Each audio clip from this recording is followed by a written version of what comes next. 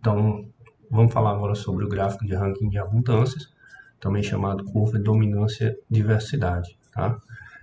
Esse é um gráfico muito interessante para você fazer comparações de comunidades e fazer comparações temporais também, principalmente se você tem eventos como alguma perturbação no ambiente, antes e depois você construir dois gráficos desses ou mais e dar um insight muito bom sobre a estrutura das comunidades.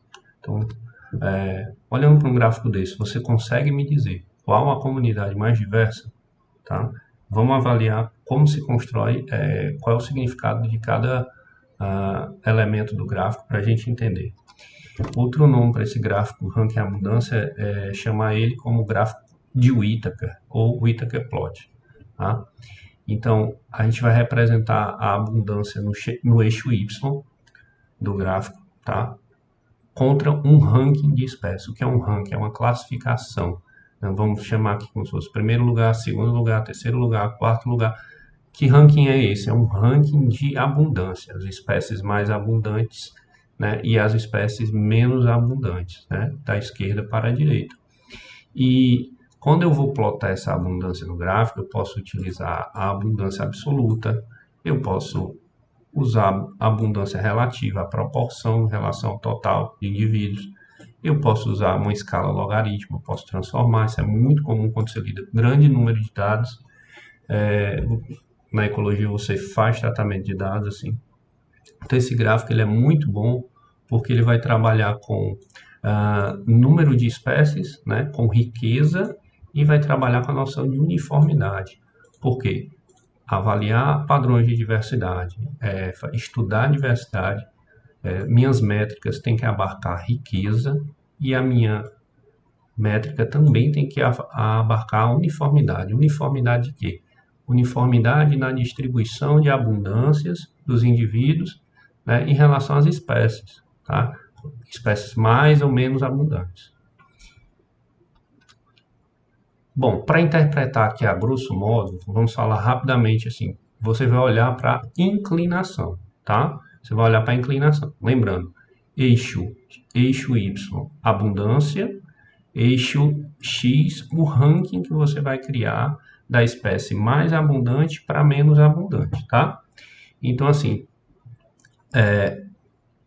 a inclinação de cada reta dessa, quer dizer, cada retinha dessa, não é reta, mas cada curva dessa, você vê que são ícones diferentes, são de comunidades diferentes ou áreas diferentes.